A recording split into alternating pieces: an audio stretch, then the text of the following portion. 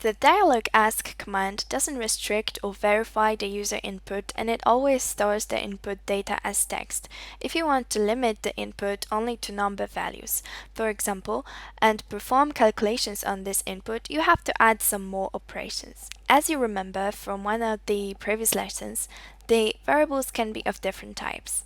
A value entered in the dialog ask dialog box is text, so you can't use it for mathematical operations, but it's easy to transform a text variable into a numeric one, float or integer, using casting or forcing type. First two lines ask a user for 2 digits. Let's run this.